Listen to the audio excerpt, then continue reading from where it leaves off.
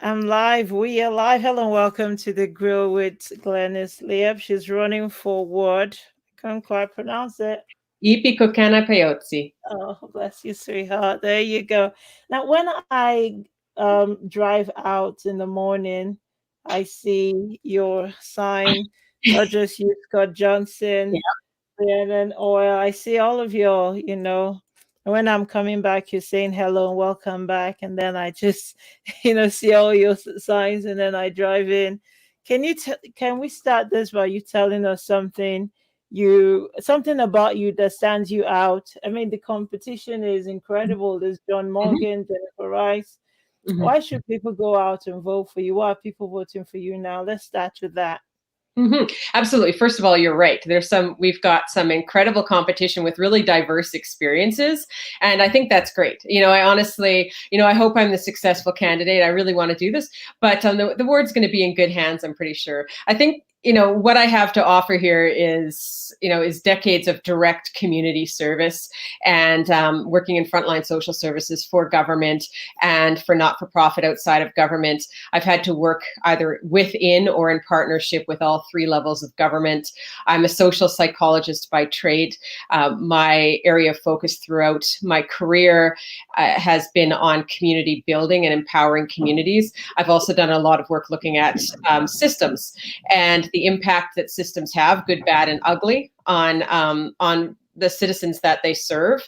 And so I'm coming in with a lot of information, a lot of personal experience about how to impact systems to serve us better and to prioritize all members of community and to deal with some of the inequities that we currently face.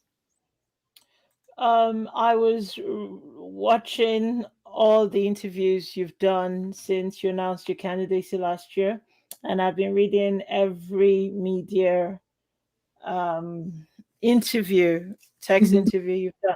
I've got to say, Glennis, I don't mean to be sucking up, but I genuinely like you.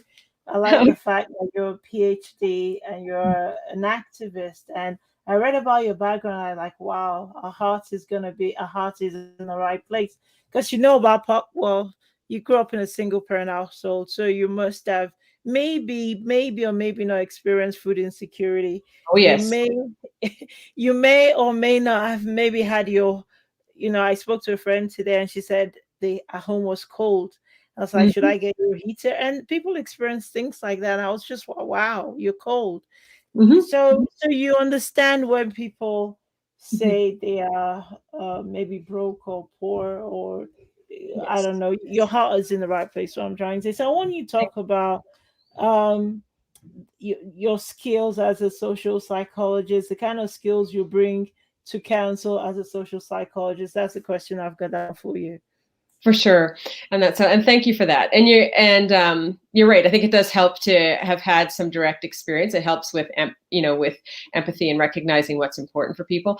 But I went into social psychology because I grew up in relative isolation, actually, and that for up until I was in about grade 6, my family grew up on an isolated outport, and we were the only people there year round. But my father was a quirky character, but before my parents split, he really instilled this idea of responsibility and giving back and sharing and playing a part in community, and that was huge. And so part of that isolation and part of his teaching was what led me to the career that I'm in today. And this has been, I'm in this career because I love people, because I believe in people, and I believe in the ability to find the strengths that people offer. And I think that's, leadership is about lifting people up. It's about recognizing what they have to offer, recognizing that everybody needs to feel like they have a place and that they have a purpose. They have a reason to get up in the morning.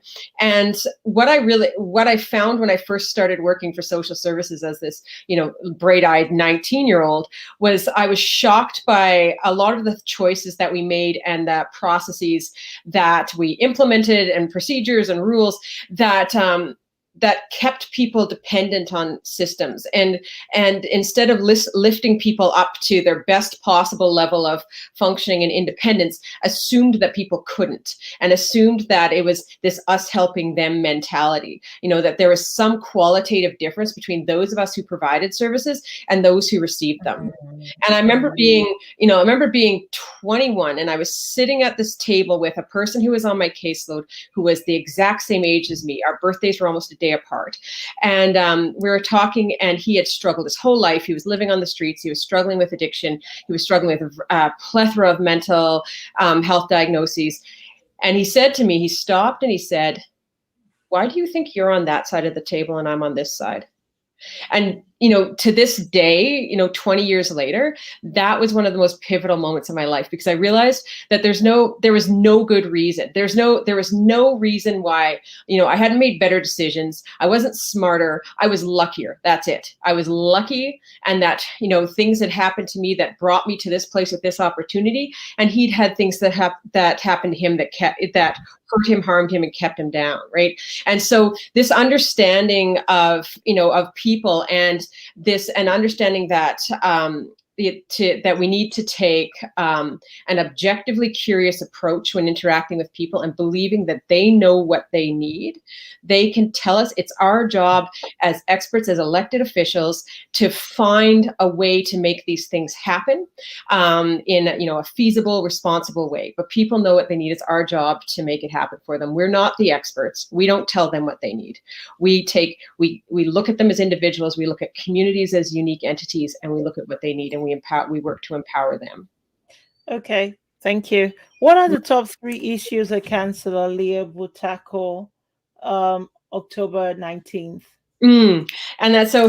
First of all, I prioritize restoring our focus on community maintenance and community services and public services, and ensuring that we are providing quality public services to communities, whether it's transit, whether it's recreation facilities, whether it's access to libraries, whatever it is that folks need, because that's what we're hearing loud and clear. People need those supports in their community. They need access to those supports.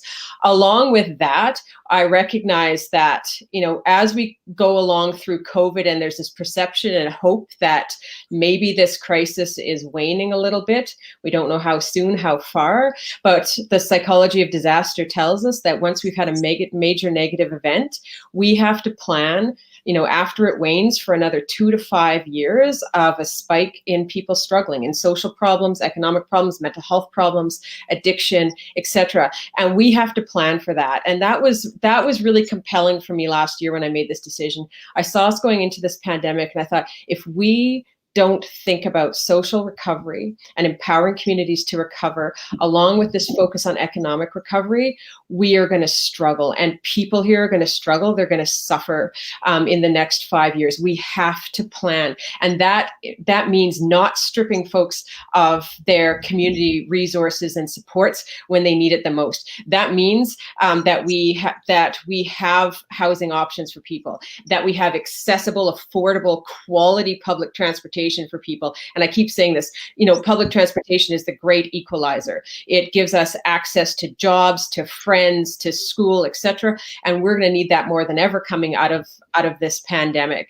And so I want to focus on planning for that recovery. I want to focus on protecting our public services. I want to focus on housing and housing options for people who are struggling, and for people who are unhoused. We have been talking about housing and homelessness for so long, and I have been in this field for over 20 years. The conversation has never changed. We know what we need to do. We need to look at a housing first strategy. We need to provide supports. We need to incorporate people into the communities that they consider home. And we need to be honest and forthright and committed to doing this, because until we actually have the political will to do this, it'll continue to be talk. And right now we have a housing crisis in this city. We know it. We have so many precariously housed people, even in our southern ward. We have people living in the ravines in our southern ward. We need to address this. Okay, correct me if I'm wrong. I live in your ward. I just can't pronounce it, unfortunately. No And way. it seems when I drive around, I don't tend to see poverty. Do you see poverty? You know what? I see poverty because I work in that world, right? Uh, And I have for a long time. And it's interesting. I had when I was first starting my campaign, I revisited a conversation with a person who became a friend about 13 years ago, when I was still in graduate school, and I was hired for 3 years to manage this project for this national organization looking at people's access to legal and related health and social services around the province. And I'd met her then. She's the executive director of the Multicultural Health Brokers Co-op. And she sat down and we talked for over an hour about all the unseen struggles that people are having in our ward with just keeping a roof over their heads and barely being able to, or finding a house that's the proper size for their family that they can afford as well. And when I started door knocking and talking to people, I have in my door knocking, I have connected people to social services. I've connected people to domestic violence supports. I have connected people to supports to help them from keeping their utilities get cut off. Again, I have had, how many conversations I've had with people in lovely houses who are telling me that we are one utility bill away from losing this house. We can't stay here. And, and this is exactly what she told me to predict when I started this journey. This is people struggling to remain housed is a very real thing in our ward. And like I said, we are now also seeing folks who are living in Big Bear Park, in Black Mud Ravine and so forth, and that who are visibly unhoused as well. And so this is a very real struggle for us. I hear what you're saying, and I think what we see differs. You see what you're looking for, and I don't know, but that was a brilliant answer. I have to tell you, I'm no social worker. I'm in media. What do I know? I like Really? the word you're running in. I don't see homeless people. It's Mhm. not a big problem in this urban area, is it? Or is Well, it? and that's what I said, again, because I work in this field too, and we're told where to go looking for people, right? So with colleagues, we've been told that we can find people, unhoused folk, but I've also been told by people whose doors I've knocked on that they are seeing folks living living out in the ravines near their homes, and that now too, more than they have before. And I think, so absolutely this is in our ward, but also our ward is Is part it of a a big city. problem in this word? Is it a big problem in this word? It is a problem in this ward. It's not, of course, you're not seeing as many folks as you see downtown. But the thing All is, right. we're part of a city. We're part of a city. We're part of a community. And the fact is that Okay, people so are you're struggling. dealing with homelessness as a citywide problem, not necessarily a ward problem. Exactly. Gotcha. All right. It's a citywide problem. Yes. Okay, so what would you do differently from what? Okay, so the city has been on the housing first strategies for a little bit, and I know in many ways it's flawed. What would you do differently in council to end this gigantic problem once and Mhm, for all? mhm. I think, and that's a great question because it is a huge challenge. And this is not, again, this is not a criticism of anybody. We recognize how complex this is, and we recognize that this takes, all three levels of government to participate. I've been participating in conversations with the federal government as well as the provincial about housing for the particular community that we serve, which are 2S LGBTQ youth, for a number of years now, trying to work on housing solutions for just this small pocket of people. It requires cooperation of all three levels of government and prioritization. And when we have to accept a budget from the provincial government that gives us $0 for long-term housing solutions, where are we supposed to go with that, right? That's absolutely unacceptable, and it's impossible to work with. And so we need, first, this starts with advocating to other levels of government for funding and looking at how that funding is balanced. I mean, we got $52 million for temporary crisis supports for housing, but none for long-term solutions. And so do we keep band-aiding this every year and not looking at what can we do permanently? If we look at other models in other cities, we look at what Saskatoon's trying to do, we look at what Medicine Hat's been doing. We know that housing first works if you actually are committed to providing the supports. And if you look at the fact that people, we use the term unhoused now because we recognize that people have homes, they have communities, they just don't have houses. But this assumption that that folks who don't have are happy with whatever, wherever, and we can put everybody in one pocket in this of the city and have that work is incorrect too. We run a small day shelter right now for youth, and one staff of mine who was not even employed full time, and this wasn't in their job description, over this past winter into summer, found long-term housing for 27 youth just on our own. And this was simply because we know the people we serve. We've gotten to know them. We know where their community and connections are. We know what their struggles are, what their needs are, what environments they're going to function in. For instance, who needs to live with somebody else? Who cannot possibly live with somebody else? Who are the other professional supports and social supports in their lives? And what she did was she found housing accommodations, whether it was rooms, whether it was apartments, and that with owners or landlords and that who would cooperate. She involved the other workers. They remained connected with that person. There was an agreement that, who would be contacted if there was any issue, and there was regular service provision to those people.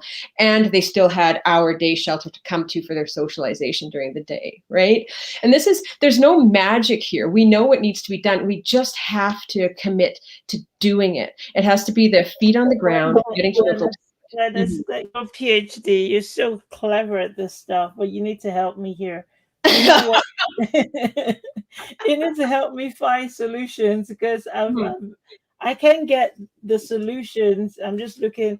Your website is brilliant as well. You've itemized it, but when it comes to homelessness, the number one thing you do is, did you just say you hire more people with specific targets, like the 27-year-old?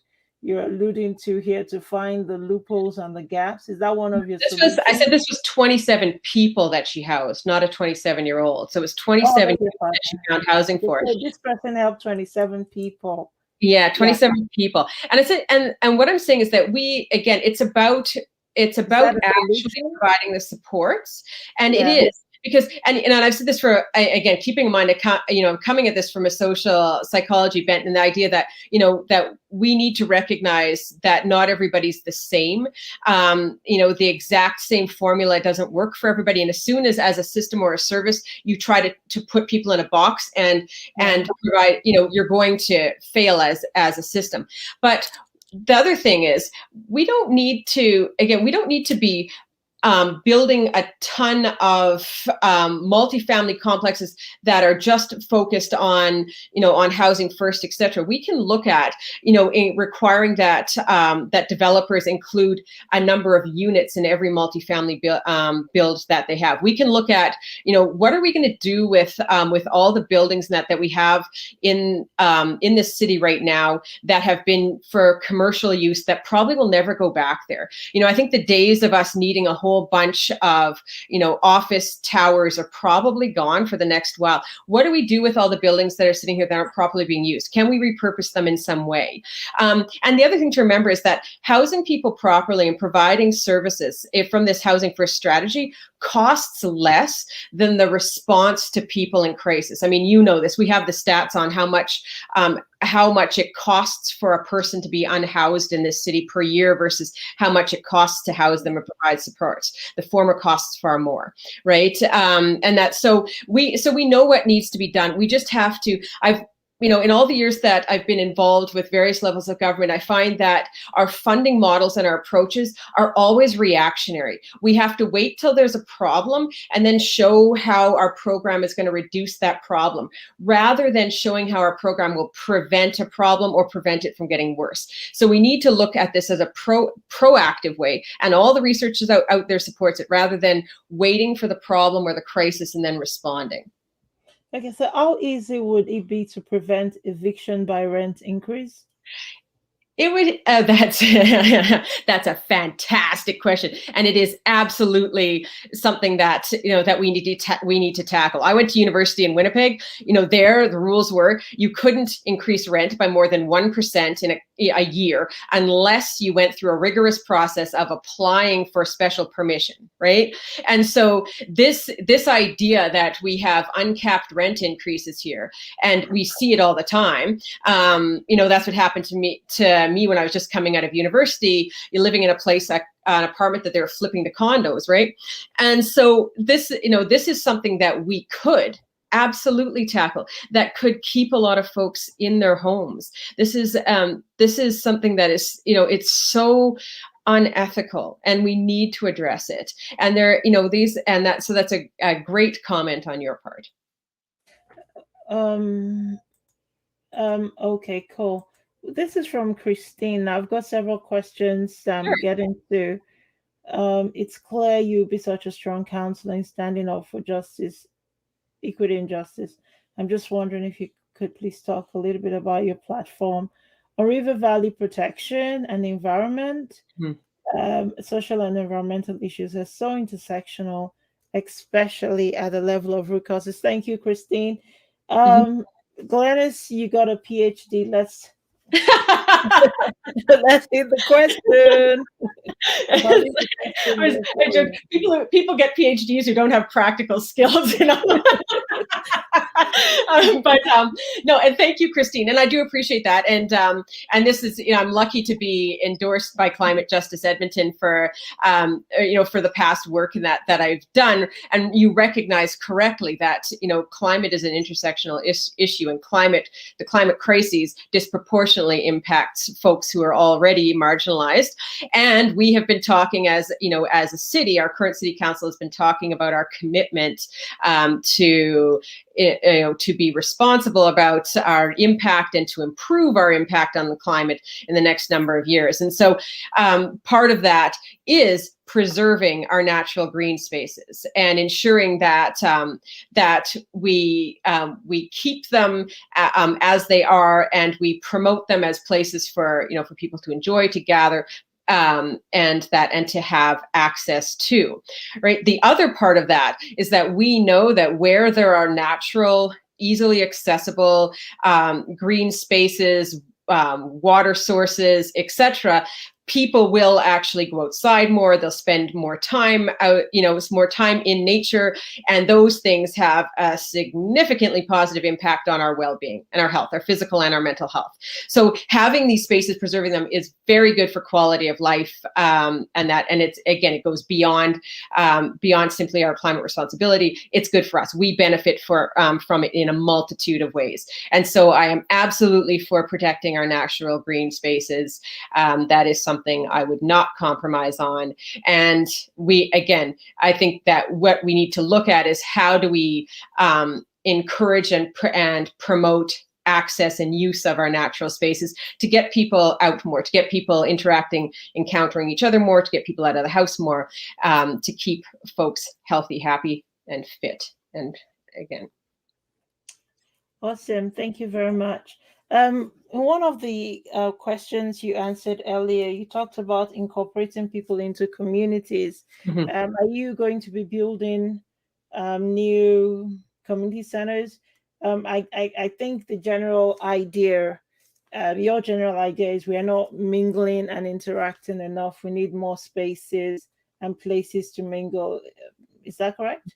Yeah, I think the ability to connect to community, but again, that access to public recreation services and centers, I think, is key for folks. Absolutely. But there are ways, that there are very inexpensive ways that we can naturally change the dynamics in communities, right? And so even things like having a couple of benches in the park, and I heard this in places around the ward too. We have this lovely green space, but we have no benches, no garbage bins, nowhere to actually gather.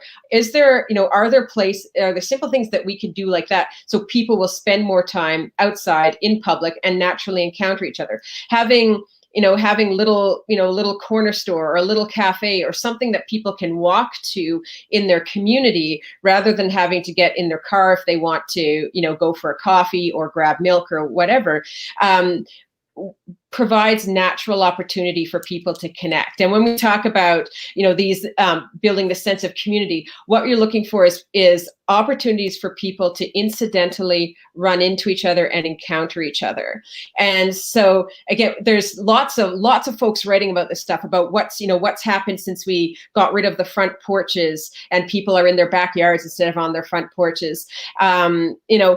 What happens when we don't have to wait in line for things anymore because we can order it online or book things online, and so we're not incidentally running into each other. And that's how we get to know our neighbors, by having chance encounters and so forth, and being around each other. And that's what I'm looking at. So yes, recreation facilities are absolutely imperative, but there's lots of other little things that we can do that increase people's opportunity to get to know their neighbors, get to know who's in their neighborhood, what talent they have in their neighborhood, and just be around each other. And that, again, that significantly impacts people's commitment to their neighborhood, their feeling of belonging, and their well-being. Okay, I hear you. That's beautiful. I've got to follow up back on affordable housing, imposing annual rent increase caps. How would you even make this lower? Because landlords are going to fight this. I think landlords absolutely will fight this, right? But the thing is, if we make decisions that benefit landlords, then renters are not going to be happy with it either. So it's about, again, it's about looking at what's reasonable, recognizing that we have to create a city in which it's feasible for people to support their families and live here, and buying a home isn't a reality for everybody. Right. I myself, I ended up buying a home because that was the only affordable thing to do. The rent that I was looking at anywhere at the time, and this was during, it's at the end of university, the last boom, was out of my reach. And that was as someone working full time, right? That's, if we're talking about increasing the population of this city, increasing its, economic viability, wanting people to live and work here and stay here, we have to provide options that allow people to afford to do so, and to do so at when they're not, without using 80% of their income or beyond on shelter costs. That's not reasonable. So I think this is about figuring out what is a reasonable amount to expect landlords to require to increase rents by, to be able to continue to pay their bills, etc., and still allow people to not be pushed out of their apartments. And that too, we need to look after both folks' interests. And that this, the conversation I hear too much around City Hall right now, that it looks at one side only. And that is, the business owner, and that too, and not the side of regular folk who are trying to work and trying to make ends meet and trying to support their family. They are just as important. And we need to look at the compromise that allows life to be livable for both. Thank you. Okay, I've got one final question on affordable housing. I've been told I'm missing questions. Well, we stream on 8 to 9 different Facebook pages, YouTube and Twitter inclusive. So I'm trying to get the question. So when I find that those cell questions, I'll come back to that. Sure. I'm just wondering, as Councillor Glynnis, what would you do to increase mental health and tenant advocacy services for BIPOC people? I'm just thinking, I may be wrong, that there's a ton of issues around advocacy for BIPOC. Absolutely. Absolutely. And it goes beyond tenancy issues too, to healthcare, to other services as well. My partner is a BIPOC person who started a wraparound service health clinic, and that for folks who, because of the degree of discrimination that they were experiencing, trying to get just regular health needs met, right? This is a huge issue that impacts all systems and services. And that, so yes, we do need to create an easily accessible service for folk, for members of the BIPOC community, for members of the 2S LGBTQ community, for folks who are new to Canada. We need to have folks with legal expertise and tenancy issues and so forth, who are available and easily accessible. Now, we do have some services in the city, for instance, the Multicultural Health Brokers Co-op I mentioned before. We have the Edmonton Legal Education Center, and that we have others that do have folks that'll provide free advice and that too in certain issues, but unfortunately those are often so strapped that they're reduced to providing people only services for, you know, critical issues or criminal matters or so forth. So we need to expand those kinds of advocacy and support services. Again, we have the entities here already. If we just provided the resources and that for them to add that specialization, or more folks who are able to provide those services, and that we could do it. Again, and it doesn't require a ton of money. It doesn't require inventing a new service. We have folks trying to do this work already. Okay. Thank you. When you go door knocking, what are the 3 top things you hear from your constituents? Mm-hmm. Yeah, and that's really been a fascinating thing for me too, because that conversation out, you know, on the south side again has changed in the last year. And so the first one I'll mention that really struck me, because of course, you know, coming from the mental health and addiction world, and having worked in that field, there has long been this perception that, particularly addiction, and some forms of mental illness are a problem that, you know, is experienced in the core of the city, not in the suburbs, right? We know that's not so. The difference is, you know, it's often hidden in the suburbs. But what I saw change, particularly over this past winter, as we got into the, you know, the dark, dreary days of winter, and we were drawing towards a year into the pandemic, is suddenly folks were talking to me about their concerns about mental health and wellness supports, and there not being enough of them, and them not being accessible enough. And I was hearing that all the time. And that was really notable to me, because like I said, I've been in community for 20 years, and the theme has always been that the further into the suburbs you got, the less you had heard these conversations. And suddenly I was hearing it all the time. This is, you know, and we know this is a real problem. We need to have more mental health and social front-end social services that are accessible to folks and so forth. We need to have more, you know, crisis management services for different needs that people have, and we need to have these available across the city, out in the suburbs as well. So I heard about mental health and addiction a lot. Again, COVID has and how we're going to recover from COVID has been huge, and that you saw in the polls that were done citywide as well. And the other thing that people are talking to me about all the time that we also saw reflected in the polls was public transit, accessible public transit, and most folks really want to see that southern expansion of the LRT. Folks had lots of conversations about current transit routes, you know, where there's a saturation of buses, where there's not enough, assumptions that people don't drive or don't use buses or wouldn't in certain communities, that sort of thing. So accessible public transit has been a big topic of conversation for folks. And I think that's really important. And interestingly, when I've talked to developers, commercial real estate, professionals and so forth, they're also talking about public transit out in the far south in Edmonton, because, you know, they're looking at the viability of, you know, of starting businesses and that out in the southern part. And a lot of folks who are looking at that want to know if it's easily accessible for potential customers, clients, etc. And and some of our communities didn't really have transit plans, in them when they were first developed in that. And so we're trying to catch up now. And that's a deterrent. That's a deterrent for businesses deciding to come into the city and deciding to build in this ward too. And I've heard that multiple times. And that, so, you know, we need to talk mental health and addiction. We need to talk about planning for our social and economic recovery for COVID, and we need to talk public transit. Okay, so I was looking for some follow-up questions on Facebook, and I've now got them there on Facebook. It Mhm. says, how do you plan to fully tackle the housing crisis without addressing the issue of money laundering in real estate or regulating the number of international buyers who drive up the cost of housing? It's an incredibly important question, I think. It is. It is absolutely an important question, and I think that that human is very astute. Whoever answered that, and again, this comes down to looking at what kind of relationships people have, elected officials, developers, etc. I'm always very interesting, and this is why I'm interested in that, and I think that we need to.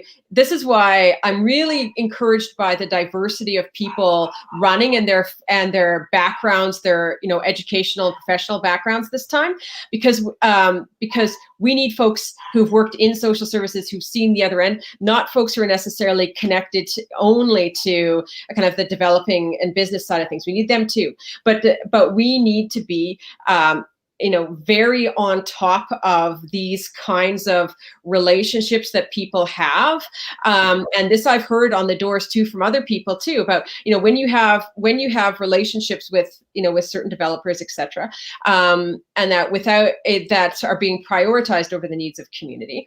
Often, again, the cost, the responsibility, the long-term burdens of developments fall on communities for developments that they didn't necessarily need or ask for, and that too. So we need to bring this back around to prioritizing what communities need over relationships, business deals, etc.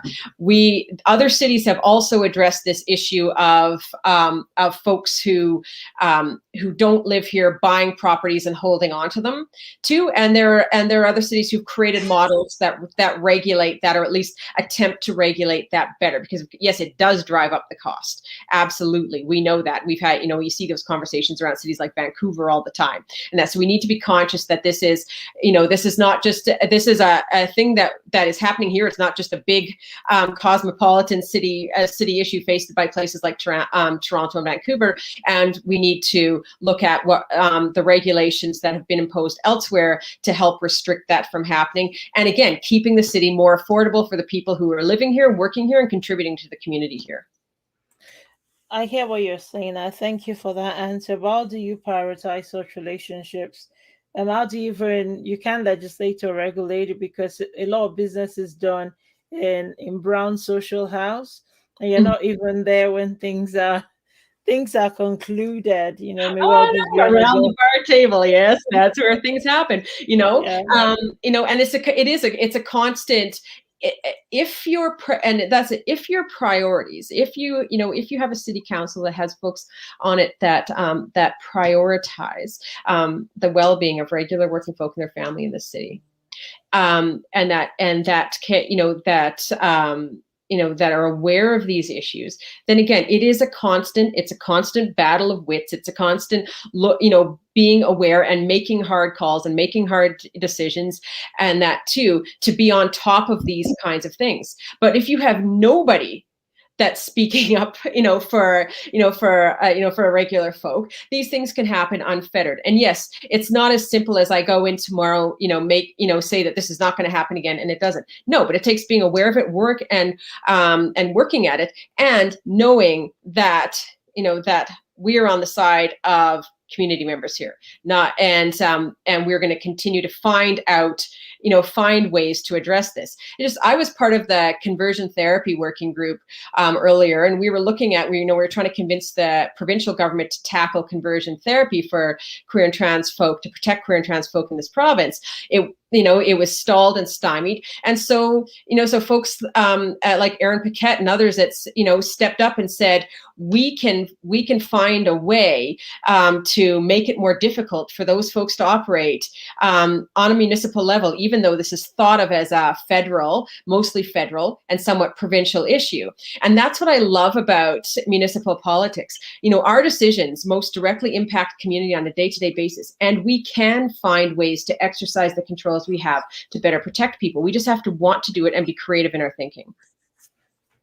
Beautiful.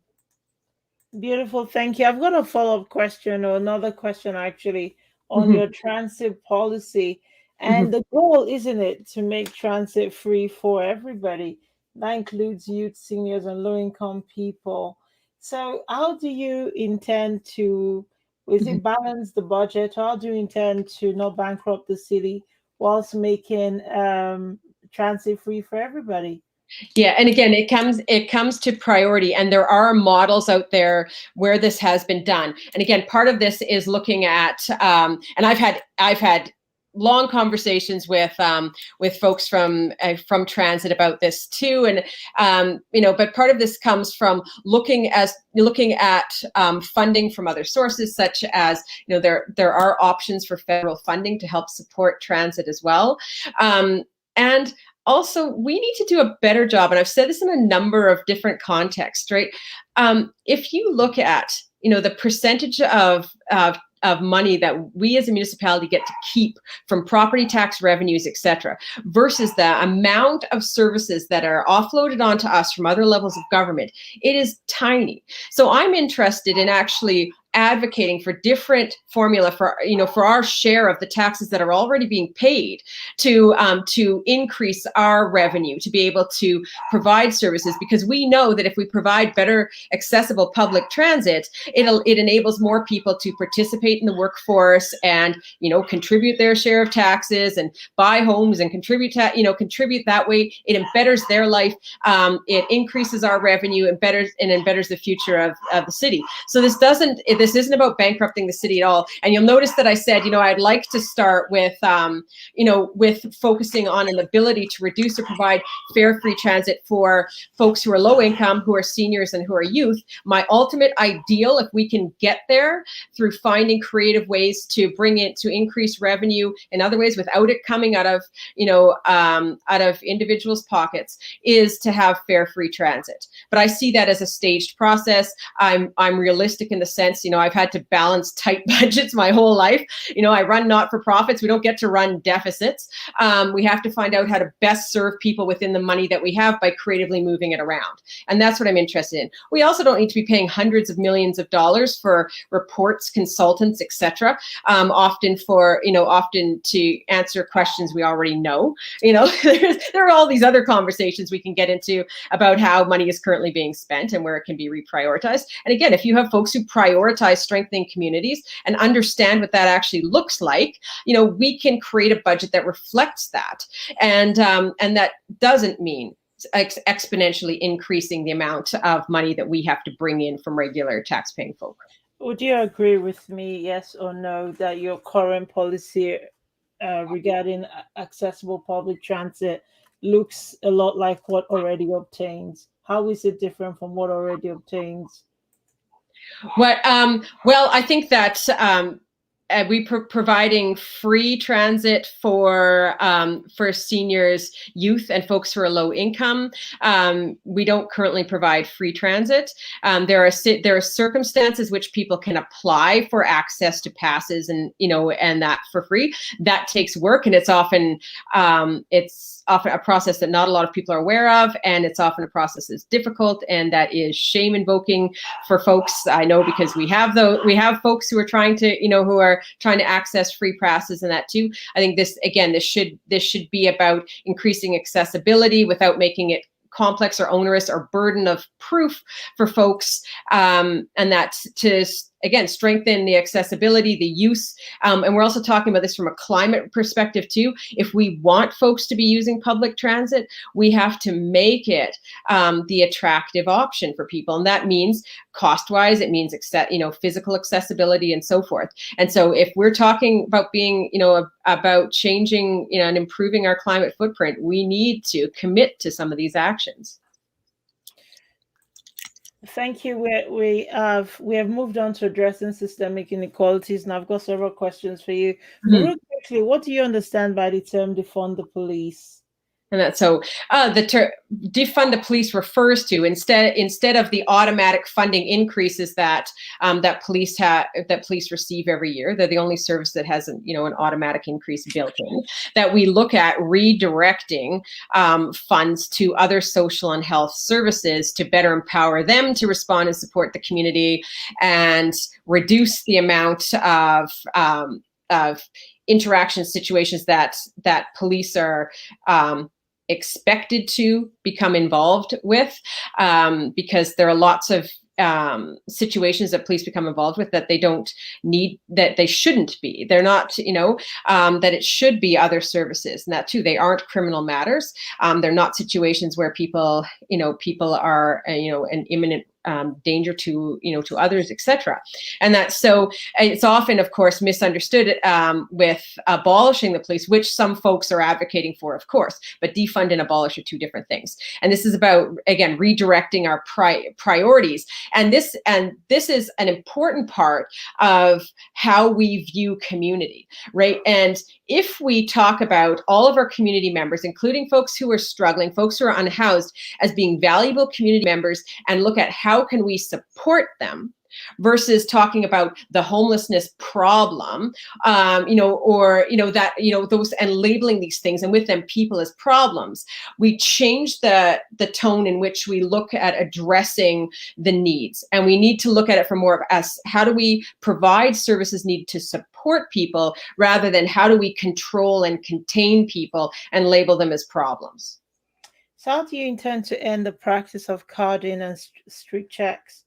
And that's so, to me, that's a problem that's always been, and maybe will always be. Mm-hmm. So and there's been the practice.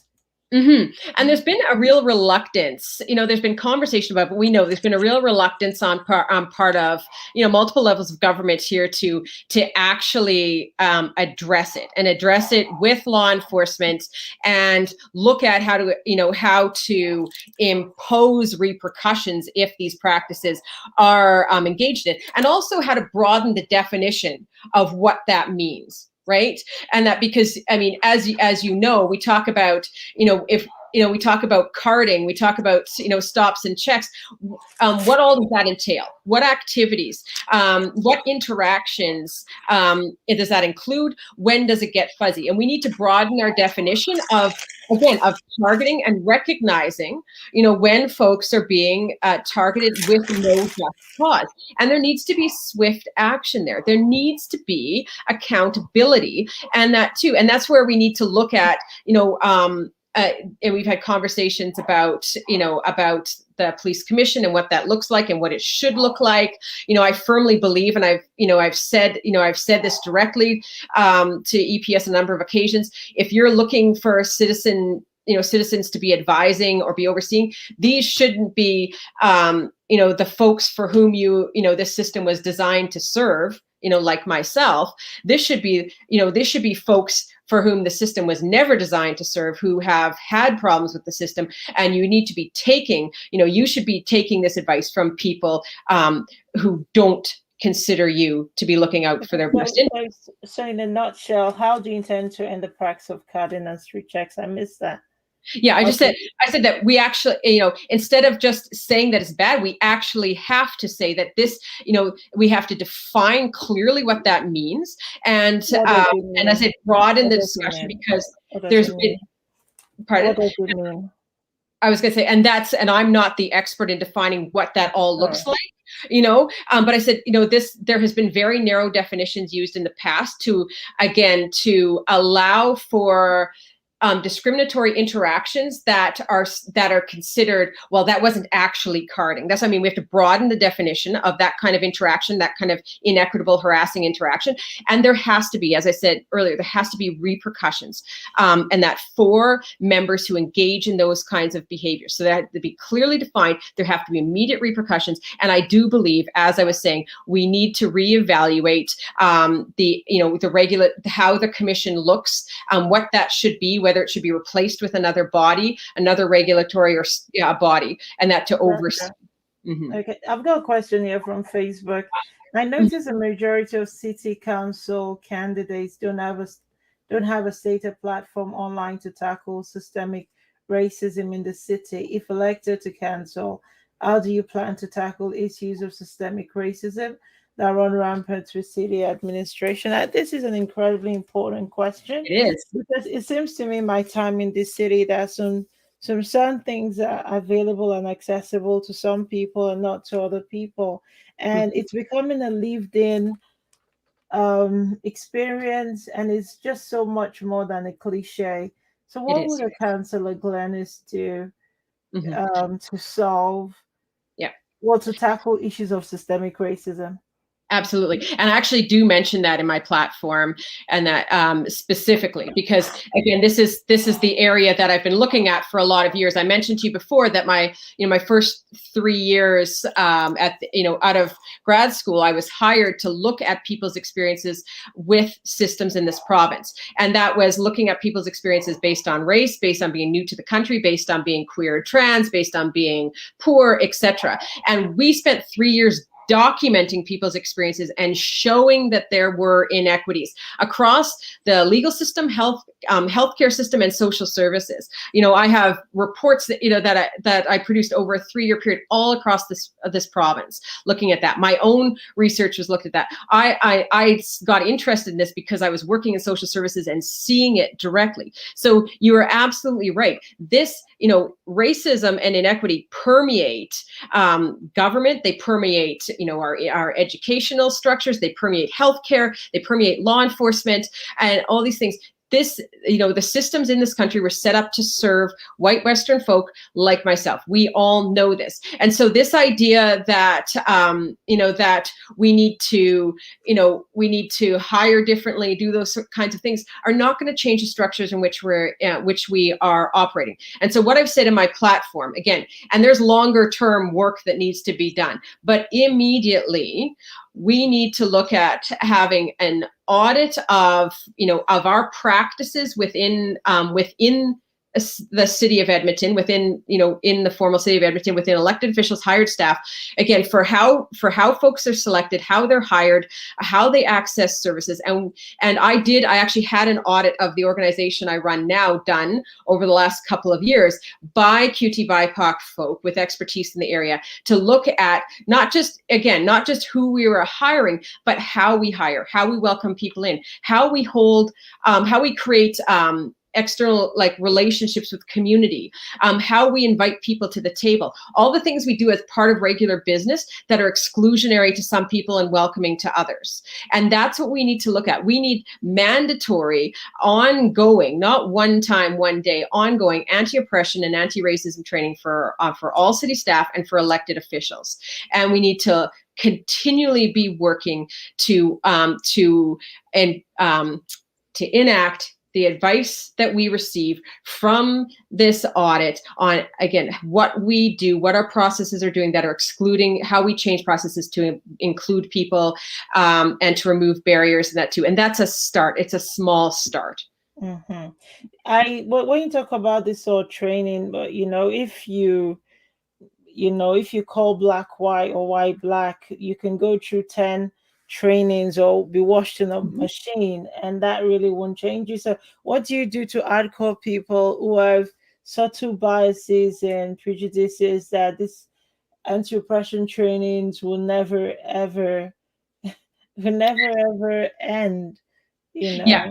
Absolutely. I mean, you know that we can't, that this isn't something that that we solve in a couple of months or anything like that. And we know that there is a whole other level of accountability that has to happen. We have to change. And I see so many of the conversations that come from government about, just about serving community, about social issues, et cetera, actually feed into inequities and perpetuating inequities and so forth. So there's a lot of personal growth that people have to experience along with systemic growth.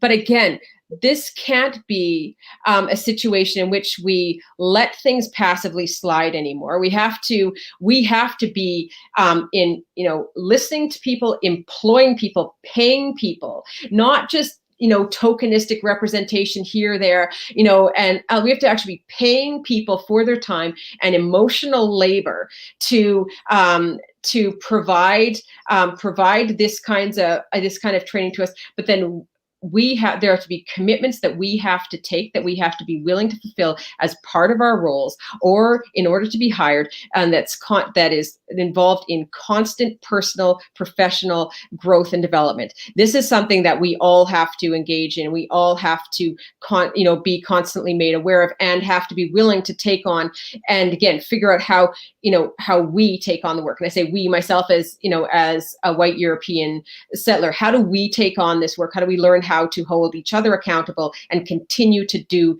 the bulk of the work? Because we should be carrying this work. I hear what you're saying, and it's great. I think this may be what Greg is alluding to. Reports are great, he says, but the reality is that within the city administration, there are no consequences for openly racist behavior and application of policy. So would you advocate for the removal of administrator found to be engaging in racist behavior? Absolutely. And this is, the same conversation I had before about carding. The same conversation we're having about hate crimes, and that and in other fora, and that if we're going to talk the talk, we have to walk the walk. And that means that we have to be prepared to take a hard line and ensure that there are clear repercussions for people. It absolutely, and that was Greg, I think, who, again, absolutely right. We see this all the time. I've been in so many workplaces, through my work with organized labor, and that too, where there's all these policies on the wall that look lovely about inclusion, about acceptance, whether it's mental health, whether it's anti-racism, whether it's addressing homophobia, etc. And the reality on the ground, people are saying and doing things unchecked, and that too. So this has to, and that's why I said, if we're going to do this, this has to be ongoing work towards attitude change, towards long-term attitude change. And that doesn't happen with one training session.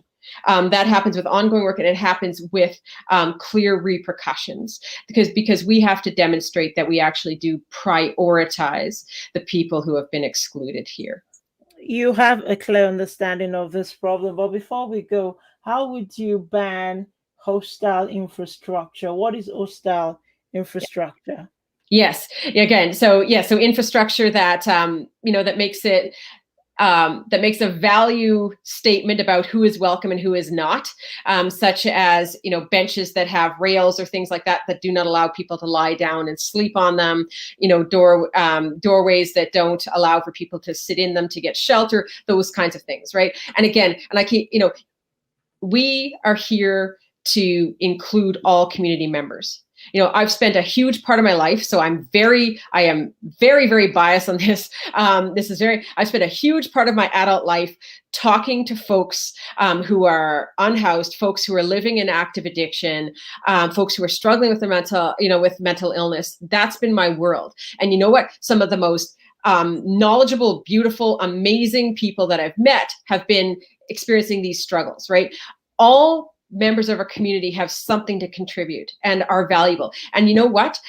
If we are actually going to say that, we have to develop the city in a way that demonstrates that we actually believe that. And that means, why on earth do we make a value judgment about somebody and decide that it's a burden to me if somebody lies on a bench? And that this is telling people, this is telling members of our community that they're not welcome, that they're not included. And so the psychology of urban development is another fascinating area that I could talk about for ages. But if we're looking at including everybody, we have to develop in a way that includes everybody. And this idea of some people being more valuable than others has to go by the wayside. Glynnis Lieb, you are candidate for, what's your word called again? Word, Ipi Kokane Peyotsi. Bless you, sweetheart. I want to say thank you so much for joining us on the grill tonight. How was that for you? Did that grill you just about, or it's? Yeah, you're amazing. I'm just like the right amount of intimidated by your wit, You are the PhD. Yeah, I told you that's about dogged perseverance and no practical skills. That's Election day is Monday. Please go vote. It's important. Our ward has an incredible array of brilliant candidates, so please go vote. On Monday, we'll be running a live stream from 8 a.m. to 8 p.m. to 1 a.m. And Glynnis, you'll be one of our guests, and we'll be speaking to you on election day, regardless of how this turns out. So thank you all for watching. Glennis, don't go away. That was the grill. See you next time.